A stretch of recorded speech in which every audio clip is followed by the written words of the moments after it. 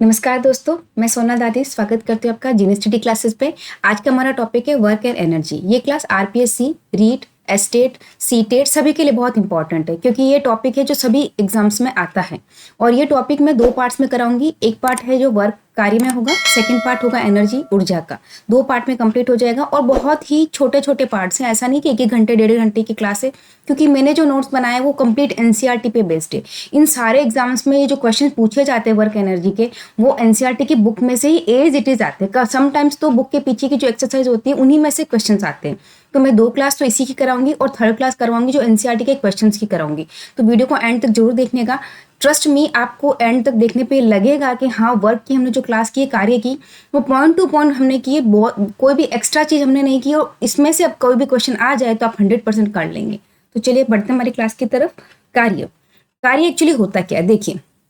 जैसे ये कोई वस्तु है, ठीक है। इस वस्तु पर हम यहाँ से कोई बल लगाते हैं, यहाँ से हमने कोई बल लगाया तो ये वस्तु थोड़ी सी दूर जाएगी, यहाँ तक विस्थापित होगी। यहाँ से यहाँ तक कहाँ गई? यहाँ से यहाँ तक विस्थापित हुई।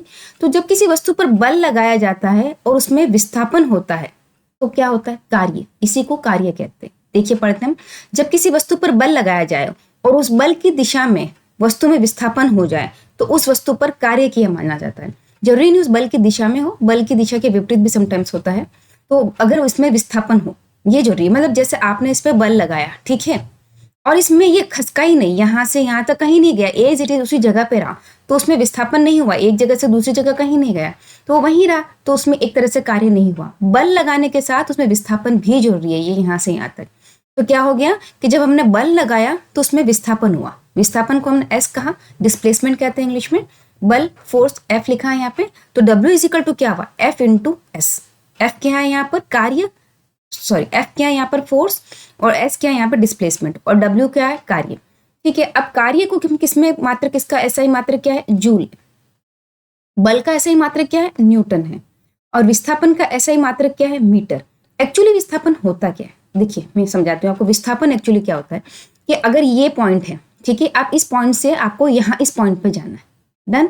तो आप क्या करेंगे, समझ लीजिए बीच में बहुत सारी शॉप वगैरह कुछ है, तो आप इधर से इधर से इधर से घूम के जाएंगे, यानी डिस्टेंस ये यहाँ से यहाँ तक गए।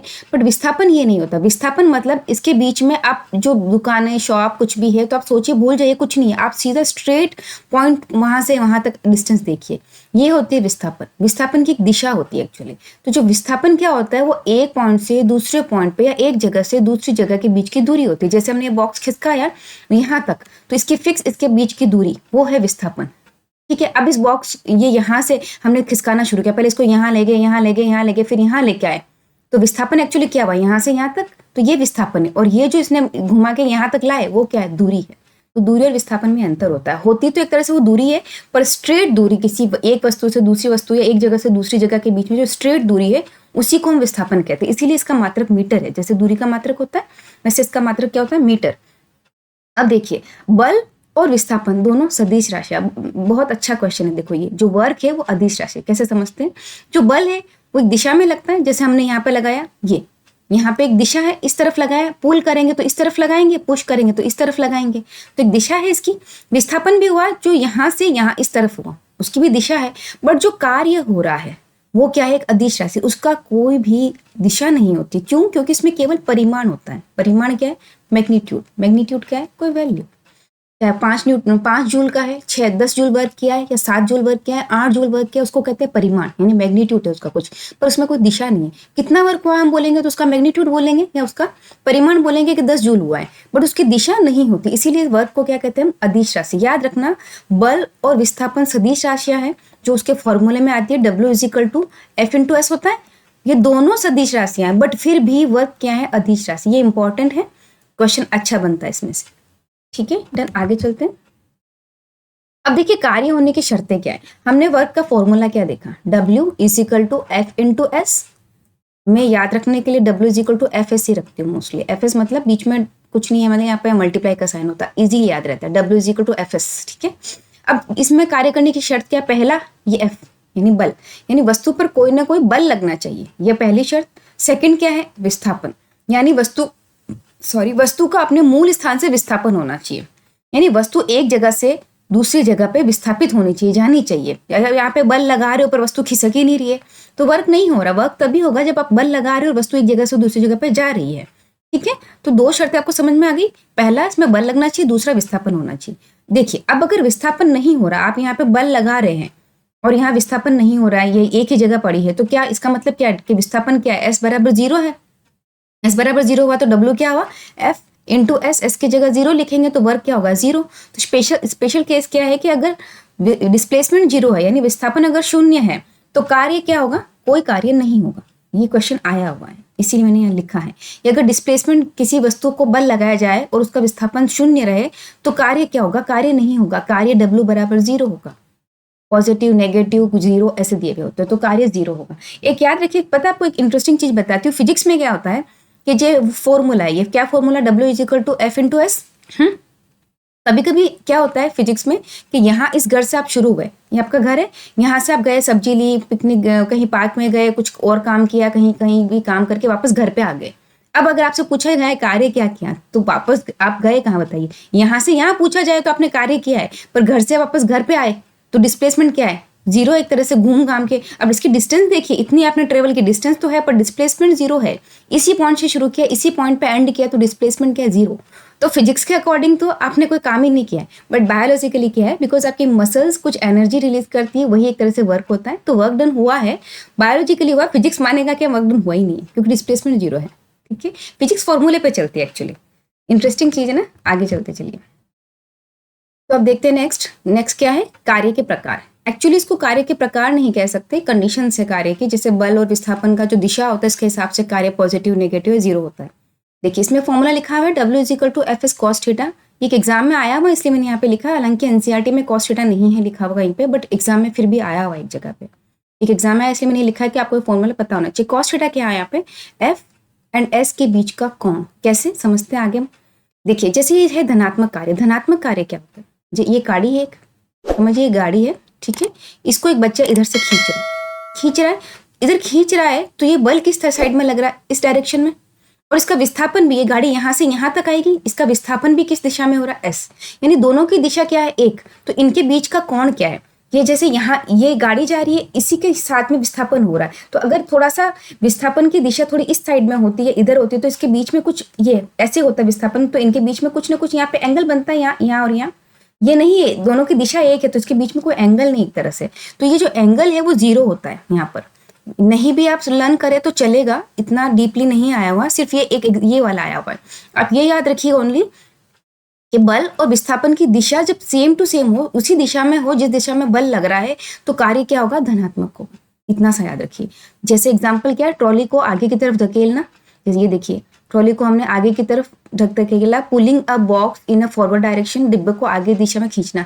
ये दोनों एक अलग अलग चीज है, ध्यान से समझिएगा इस क्वेश्चन। इसमें भी आप कंफ्यूज हो जाते हैं क्योंकि एग्जाम्पल्स एनसीईआरटी से एज इट इज लिए मैंने, तो इनमें से क्वेश्चन भी उठ सकते हैं। हर एक line as it is NCERT से ली हुई है, हर एक लाइन में क्वेश्चन हो सकता है, इसलिए इंपॉर्टेंट है। जैसे ये ट्रॉली है, ये बोल रहा है कि हमने इसको इस डायरेक्शन में धकेला, तो ये पुश कहाँ होगी, इस डायरेक्शन में। देखिए, दोनों के डायरेक्शन सेम टू सेम है। अब ये बोल रहा है कि ये बॉक्स है, इसको मैंने इस डायरेक्शन में पुल किया, पुल करना यानी अपनी तरफ खींचना, पुश करना यानी धक्का देना। इसने यहाँ धक्का दिया तो इस डायरेक्शन में गई, तो दोनों का डायरेक्शन देखिए एक ही डायरेक्शन है, तो ये धनात्मक कार्य। वर्क क्या हुआ, धनात्मक, क्योंकि जो थीटा 0 निकलता है ना, 0 cos 0 की वैल्यू जो होती है धनात्मक होती है, पॉजिटिव होती है, इसलिए वर्क यहाँ पे पॉजिटिव हो जाएगा। अब देखिए, ये यहाँ पे मैंने इसको पुल किया तो ये खींचेगी भी इसी तरफ जाएगी, बॉक्स भी इसी तरफ आएगा, दोनों एक दिशा में, अगेन पॉजिटिव हुआ। यानी आप किसी वस्तु को धकेल रहे हो, पुश कर रहे हो, पुल कर रहे हो। कंफ्यूज मत होना कि पुल कर दिया, पुश कर दिया, धनात्मक है ऋणात्मक, दोनों में धनात्मक है। क्योंकि जिस तरफ धकेलोगे तो आगे जाएगी, पुश करोगे तो उसी तरफ आएगी, पुल करोगे तो उसी तरफ आएगी। ठीक है, इंपॉर्टेंट है, एग्जाम्पल्स याद रखिएगा इनको भी आप। नेक्स्ट है ऋणात्मक कार्य। ऋणात्मक कार्य कैसे होता है कि जब लगाया गया बल वस्तु के विस्थापन की दिशा के विपरीत हो। जैसे ये कोई वस्तु है, इस पे मैं बल लगा रही हूँ इधर, ठीक है, और ये आ रही है, ये यहाँ से फिर भी आएगी इधर। आपको लग रहा होगा ऐसा कैसे हो सकता है, एग्जांपल्स देखेंगे अभी अपन। जो विपरीत हो इसको अवबंधक बल कहते हैं ना, क्योंकि ये जो लग रहा है फिर भी विस्थापित इसी दिशा में होना चाह रही है। तो जो किया गया कार्य है वो क्या होगा, 180। देखिए, ये जो वस्तु है, इस वस्तु पे मैंने बल लगाया इधर, और ये आना चाह रही इधर, तो इनके बीच में जो एंगल बन रहा है वो 180 का बनता है। और 180 का जो कॉस्ट 180 होता है उसका जो वैल्यू होती है वो नेगेटिव होती है। ठीक है, इसीलिए इस बल का मान क्या आता है, ऋणात्मक आता है। मैंने इसीलिए लिया है कॉस, ताकि आपको पता चले कि ऐसा क्या होता है कि ऋणात्मक हो जाता है, क्योंकि जो कॉस थीटा लगाते हैं ना उसकी वैल्यूज पे डिपेंड करता है। जब इन दोनों सेम दिशा में है तो एंगल जीरो हुआ, उसकी वैल्यू क्या होती है, पॉजिटिव में होती है कॉस जीरो की। और अगर अपोजिट डायरेक्शन में है तो उनके बीच का एंगल क्या होता है, 180 होता है, और कॉस 180 की वैल्यू होती है वो नेगेटिव में आती है हमेशा, इसलिए जो वर्क होगा वो नेगेटिव हो जाएगा। नेक्स्ट है,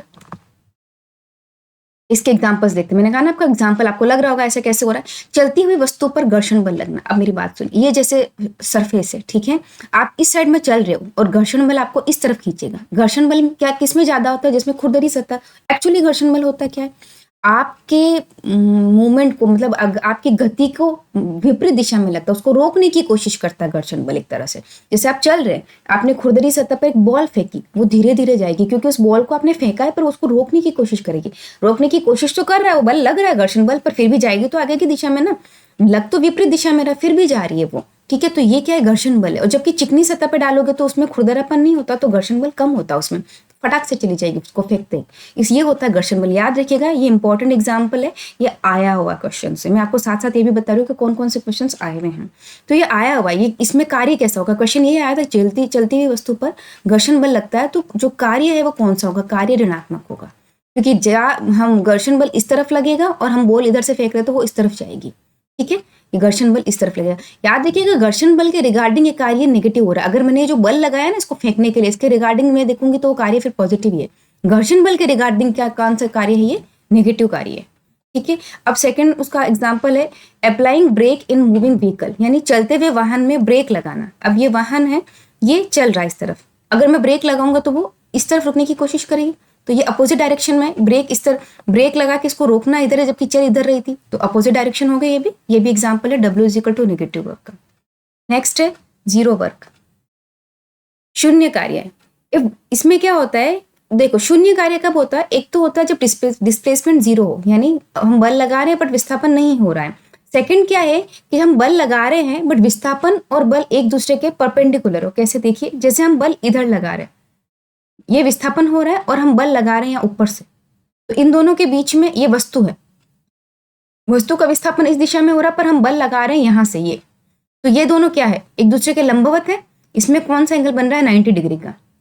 ठीक है, ये जो एंगल बन रहा है 90 डिग्री का, तो जो cos 90 की वैल्यू होती है वो जीरो होती है, इसलिए जो आंसर आता है वो शून्य कार्य आता है। तो याद रखिएगा तीसरी कंडीशन क्या है, जब F एंड S एक दूसरे के लंबवत हो, यानी ये F है ये S है, ये एक दूसरे के लंबवत है। ये देखिए, ये इधर है ये इधर है, लंबवत है। ये जो एंगल बना रहे हैं वो 90 डिग्री का एंगल बना रहे हैं और cos 90 की जो वैल्यू होती है वो जीरो होती है, इसीलिए वर्क डन यहाँ पे जीरो है। कुल मिला के यहाँ पे तीन कंडीशंस है कि अगर यहाँ पे लिख देती हूँ 0 डिग्री से बेटर है ये लिखूं कि F एंड S यानी बल और विस्थापन अगर एक ही दिशा में हो, है ना, एक ही दिशा में हो तो क्या होगा, पॉजिटिव वर्क होगा। अगर ये दोनों एंड S लिखा ही नहीं मैंने, F एंड S एक दूसरे के क्या हो, लंबवत हो, तो क्या हुआ, जीरो। और अगर F एंड S एक दूसरे के क्या हो, विपरीत हो, विपरीत दिशा में, तो क्या बनेगा, ये वर्क डन नेगेटिव। बस ये कंक्लूजन है, इतना सा इसको याद रखिएगा। क्या कंक्लूजन है, वर्क डन क्या क्या हो सकता है, वर्क डन हो सकता है अगर F एंड S एक ही दिशा में हो तो उसके बीच में जो कोण बनेगा वो जीरो होगा, और cos जीरो की वैल्यू होती है वो क्या होती है, हमेशा धनात्मक, इसलिए पॉजिटिव वर्क होगा। यहाँ मैं फॉर्मूला भी लिख देती हूँ, W is equal to F into S होता है ना। ठीक है, नेक्स्ट है अगर F और S दोनों एक दूसरे के लंबवत हो तो वर्क डन क्या होगा, जीरो। और साथ में एक और कंडीशन होती है अगर विस्थापन भी जीरो हो तो। थर्ड है F और S एक दूसरे के विपरीत हो तो वर्क डन क्या होगा, नेगेटिव। यहाँ तक समझ में आ गया। अब नेक्स्ट चलते हैं, वस्तु को ऊपर उठाने में किया गया कार्य। ये एज इट इज हेडिंग है एनसीईआरटी की, तो एक क्वेश्चन बन सकता है डायरेक्ट ही कि वस्तु को ऊपर उठाने में किया गया कार्य क्या होगा। ऑप्शन 1 2 3 4 दे देंगे। किया गया कार्य क्या है ये देखते हैं अपन। चलिए, कि जब वस्तु को ऊपर उठाया जाता है तो उस पर लगाया गया बल और विस्थापन एक ही दिशा में होते हैं, इसलिए किया गया कार्य धनात्मक होता है। ये सतह है पृथ्वी की, यहाँ पे एक वस्तु पड़ी है, ठीक है, इसको मैं ऊपर उठा रही हूँ, यहाँ पर यहाँ तक ला रही हूँ, तो ये देखिए यहाँ पे मैं बल लगा रही हूँ, यहाँ से इसको उठाने इधर ऊपर बल लगा रही हूँ और वस्तु आ भी इसी दिशा में रही है, यानी ये F है ये S है, ये दोनों एक ही डायरेक्शन में है, इसलिए किया गया कार्य क्या है, धनात्मक होता है। F W is equal to F into S है। और यहाँ पर जब भी कभी वस्तु को ऊपर उठाने की बात हो, हाइट पे बात हो, तो एफ की वैल्यू क्या होती है, एम जी। याद रखिएगा W is equal to F into S कब होता है, जब चीज को आगे पीछे हम कुछ कर रहे हैं, ठीक है, धकेल रहे, पुल कर रहे हैं, वॉटेवर जो सतह पे हो रहा है, तब तो फॉर्मूला क्या लग रहा है, एफ एस। पर जब भी वस्तु को लिफ्ट करने की यानी उठाने की बात आ जाए, इस फॉर्मूले में एफ की जगह पे क्या आएगा, एम जी, क्योंकि ऊपर उठाने में बल का जो मान होता है वो एम जी होता है, ठीक है। और यहाँ एस जो है वो एक तरह से क्या है, ये वस्तु की हाइट है, ये क्या हो जाएगी, एक तरह से हाइट, तो एस क्या हो जाएगा, एच। तो फॉर्मूला क्या बन जाएगा, डब्ल्यू क्या, W is equal to M G H, ठीक है। तो आपका जो मैंने क्वेश्चन पूछा था कि वस्तु को ऊपर उठाने में किया गया कार्य क्या होगा, W is equal to M G H होगा। डन। एक इंटरेस्टिंग चीज मैं और बताती हूँ, कंफ्यूजन होता है बच्चों को कि यहाँ पर जो गुरुत्व बल लग रहा है, ठीक है, वो वस्तु को नीचे की तरफ खींच रहा है। तो एनसीईआरटी में एक क्वेश्चन लिखा हुआ भी है कि गुरुत्व बल के रिगार्डिंग वर्क क्या होगा, धनात्मक ऋणात्मक।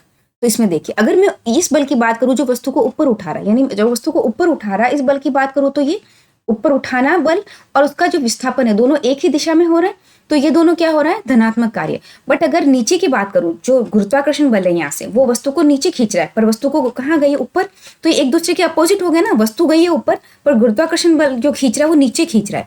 तो गुरुत्वाकर्षण बल और विस्थापन अलग दिशा में हो रहे हैं, तो गुरुत्वाकर्षण बल के रिगार्डिंग जो वर्क होगा वो नेगेटिव होगा, याद रखना। अगर मैं बात करती हूँ यहाँ पे गुरुत्वाकर्षण बल की, तो उसका जो वर्क होगा वो डब्ल्यू बराबर नेगेटिव होगा। और अगर मैं बात करूं यहाँ लगाए गए बल की, देखिए यहाँ पर लिखा हुआ है कि तब लगाया गया बल है ना, जो लगाए गए बल की बात हो रही है, तो डब्ल्यू क्या है यहाँ पर, पॉजिटिव। याद रहेगा, क्वेश्चन किसी भी तरह से पूछे आपको रॉन्ग नहीं करना है, ठीक है। आगे चलते। अब देखिए जो फॉर्मूला हमने देखा था क्या, W is equal to M G H. इसमें एम क्या है, इसमें एम है वस्तु का द्रव्यमान, जी है वो है गुरुत्वीय त्वरण जिसका मान फिक्स होता है, G is equal to 9.8 metre 9.8 metre per second square, या इसको लगभग 10 के बराबर भी, इसलिए 10 मीटर पर सेकंड स्क्वायर भी देते हैं। अब ये मान मोस्टली आपको दिया हुआ होता है, जी का मान क्वेश्चन में दिया हुआ होता है। अगर नहीं दिया हुआ हो तो हमको ये मानना है, और दिया हुआ होगा तो जो ये हो या ये हो, जो भी दिया हुआ ले लेंगे, ठीक। अब है कार्य करने की दर, ये मैं आपको इलेक्ट्रिसिटी चैप्टर में पढ़ा चुकी हूँ कि कार्य करने की दर को शक्ति कहते हैं, फिर भी मैं एक बार आपको वापस बता देती हूँ। यहाँ पर देखिए क्या होता है, कार्य करने की दर को शक्ति कहते हैं। दर जब वर्ड आता है तो यहाँ पर अपॉन में टी आता है किसी भी फॉर्मूले, ये है कार्य करने की दर, मतलब अपॉन टी होगा, इसको हम शक्ति कहेंगे। एक्चुअली शक्ति क्या होता है कि किसी पर्टिकुलर टाइम, जैसे 1 सेकंड में मैंने कितना कार्य किया, वो शक्ति है। यानी 1 सेकंड में, किसी पर्टिकुलर सेकंड में मैंने जो कार्य किया वो शक्ति है। यहाँ पे कार्य किस में होगा, जूल में, ये है सेकंड में, और ये जो शक्ति है वो होगी वॉट में, ठीक है। इसका ऐसा ही मात्रक क्या है, शक्ति का वॉट। डन, इतना समझ में आ गया। आगे चलते हैं, कुछ छूटा तो नहीं इसमें, नीचे देख लेते हैं।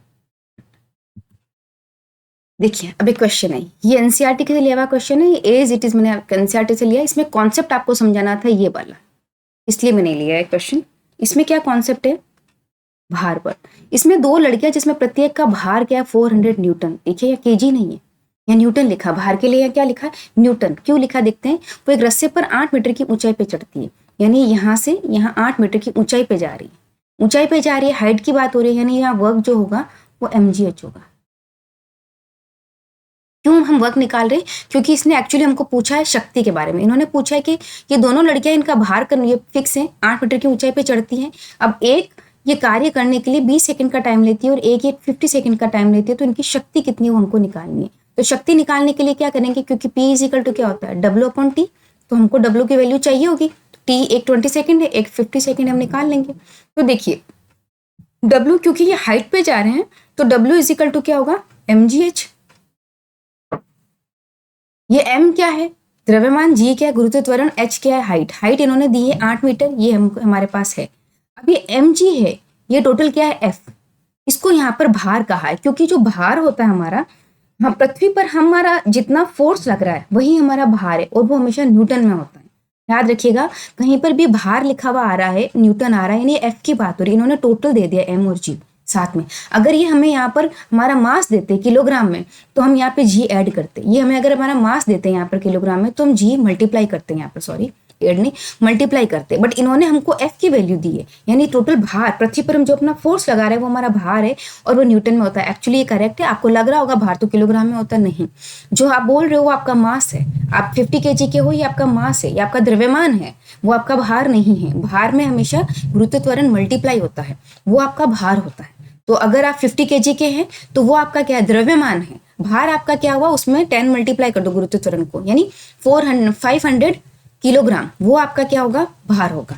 याद रखिएगा भार यानी F बराबर क्या होता है, mg। ये एक तरह से भार होता है। कभी अगर आपके पास द्रव्यमान दिया हुआ है किलोग्राम में तो जी भी आप लगाएंगे। जैसे द्रव्यमान अगर 50 kg दिया हुआ तो 10 हम यहाँ लगा देते और हाइट अपन 8 कर देते, बट हमारे पास ये टोटल वैल्यू दी हुई है, ये 400 दिया हुआ है हमको, टोटल F हमको दिया हुआ है और हमको 8 पुट करना है। तो हम क्या कर लेंगे, यहाँ पे देखिए W is equal to mgh। mg हमारे पास दिया हुआ है, वो क्या है हमारे पास 400, क्योंकि F है एक तरह से ये है ना, h हमारे पास दिया हुआ है, ये 8 है। टोटल कितना बन रहा है 3200। ओके, वर्क इसको हम क्या किस में लिखते हैं, जूल में। अब हम शक्ति निकाल सकते हैं, कैसे, देखिए ये A है, ये B है। यहाँ A लड़की ने जो किया टाइम लगाया वो P, उसके लिए पावर क्या होगी, W/T है। W यहाँ पर क्या है 3200 अपॉन जो टाइम लिया इन्होंने 20 सेकंड का लिया, और B ने 3200 सेम टू सेम वर्क है, उसने टाइम लिया 50 सेकंड का। अब इन दोनों का जो वर्क शक्ति है जो कितना निकला वो आप मुझे कमेंट करके कमेंट बॉक्स में बताइएगा। और प्लीज अगर एक दो जनों ने आंसर दे दिया तो बाकी के लोग आंसर न दे, ये मत कीजिए। मुझे भी पता चले कि सीरियस लर्नर कितने हैं जो कर रहे हैं, आंसर दे रहे हैं, और जिनको आगे भी करने की इच्छा है, तो मुझे पता चले कि हाँ इतने बच्चे कॉन्सेंट्रेट होकर पढ़ रहे हैं, उसके इनके लिए मुझे और भी न्यूमेरिकल्स लेके आने। ठीक है, चलते अपन आगे। अब ये लास्ट टॉपिक है हमारा, ऊर्जा के व्यावसायिक मात्रक। ऊर्जा के व्यावसायिक मात्रक क्या होता है, जूल। आप सोचेंगे जूल तो वर्क का है। एक्चुअली क्या होता है कि जो हमारे पास जितनी ऊर्जा जो हमारे पास ऊर्जा होती है उसी का हम कार्य करते हैं। तो एक्चुअली ऊर्जा और कार्य बराबर होते हैं, यानी आप समझिए मेरे पास जितनी एनर्जी थी उतना मैंने काम किया, तो जितनी एनर्जी उतना काम, दोनों इक्वल है, इसलिए उनका मात्रक भी इक्वल होता है। जो ऊर्जा का मात्रक होगा वही जूल का मात्रक होगा, सॉरी वही कार्य का मात्रक होगा। तो जैसे अगर कार्य W बराबर जूल है, ठीक है, तो ऊर्जा भी किस में होगी हमारे पास, वो भी जूल में होगी। यहाँ पे उसको E लिख सकते हैं, H लिख सकते हैं। E यानी एनर्जी, H यानी हीट के फॉर्म में निकलती है वो, इसलिए वो। अब देखिए ये बोल रहे कि इसलिए जूल इसका बहुत छोटा मात्रक है, इसलिए ऊर्जा मापने के लिए ये सुविधाजनक नहीं होता है, इसलिए हम इसको किलोवाट आर से लेते हैं। अब आप सोच रहे होंगे किलोवाट आर कहाँ से आ गया जूल से अचानक। देखिए हमने पढ़ा अभी कि P इज इक्वल टू क्या होता है, W/T, एम आई राइट। और यहाँ पे अगर मुझे W निकालना तो इन दोनों को मैं मल्टीप्लाई करूंगी, तो W इज इक्वल टू क्या हो जाएगा, P इंटू टी। अगर ये जूल में है, क्योंकि जूल ऐसा ही मात्रक है, और ये दोनों इक्वली है, ऊर्जा और ये चाहे एनर्जी का हो चाहे वर्क हो, उतनी जितना एनर्जी होगी उतनी वर्क होगा, तो ये दोनों इक्वल है। तो ये अगर ये जूल में है दोनों, तो ये ऐसा ही मात्रक इसका क्या है, वॉट, और यहाँ पे क्या आता है सेकेंड। एम आई राइट, डन। अब क्योंकि वॉट जो है वो ऐसा ही मात्रक है बट बहुत छोटा है, व्यावसायिक इकाई में हम इसको कमर्शियल यूज में उसको हम ये यूज नहीं लेते हैं। यहाँ पर हम W की जगह क्या लेते हैं, वॉट की जगह लेते हैं किलोवाट, और यहाँ पर हम लेंगे सेकंड की जगह R। तो अब ये जो एनर्जी है, ये ऊर्जा है, ये क्या बन गई, ये बन गई किलोवाट आर। ठीक है, समझ में आ गया। यानी जो अब इसकी व्यावसायिक इकाई है वो क्या है, किलोवाट आर। अब यहाँ इसीलिए लिखा हुआ है, क्या लिखा देखिए, कि 1 किलोवाट आर जो ऊर्जा है वो 1 किलोवाट शक्ति की मशीन 1 घंटे तक उपयोग करे तो उत्पन्न होती है। ठीक है ना, ये 1 किलोवाट अगर 1 घंटे तक चलाए तो किलोवाट आर ऊर्जा उत्पन्न होगी। ठीक है, अब इसका एक कन्वर्जन पढ़ते हैं हम। ये देखिए मैंने आपको बताया कि वॉट है, इसको किलोवाट में बदला है और सेकंड को आर में बदला है, तो ये किलोवाट आर बना। अगर मैं इस किलोवाट आर को वापस वॉट में चेंज कर दूं और इस आर को सेकंड में चेंज कर दूं, तो ये आने वाला ये जो किलोवाट आर किस में चेंज हो जाएगा, जूल में। देखिए 1 किलोवाट है, ये आपस यहाँ ढंग से लिखती हूँ मैं, टेढ़ा मेढ़ा लिखा हुआ है, यहाँ लिखते हैं। ये किलोवाट आर था, इसमें क्या था, किलोवाट शक्ति और आर समय था। ठीक है, अब किलोवाट को मैं वॉट में चेंज करूँ तो क्या आ जाएगा, 1000 वॉट। और अगर आर को सेकंड में चेंज करूँ तो पहले आर को हमको मिनट में चेंज करेंगे तो 60 से मल्टीप्लाई करते हैं, फिर सेकंड में चेंज करेंगे तो 60 से मल्टीप्लाई करेंगे। टोटल क्या आ जाएगा, टोटल आ जाएगा 3600। इसको हम इस तरह भी लिख सकते हैं, 36 इंटू 1 2 3 4 50। अब यहाँ पे अगर मैं पॉइंट लगाऊं, इसको 3.6 बनाऊं, तो यहाँ 50 की जगह 60 बन जाएंगे। ये क्या, ये वैल्यू आ जाएगी अब जूल में, ये हो जाएगा ये किलोवाट की जगह जूल, यानी जो 1 किलोवाट है वो 3.6 इंटू 10⁶ जूल के बराबर होता है। जब क्वेश्चन आता है ना, यहाँ पर मिस्टेक करते हैं, ये 10⁶ है ना, क्वेश्चन ऑप्शन जो आएंगे वहाँ 10⁻⁻6 आएगा।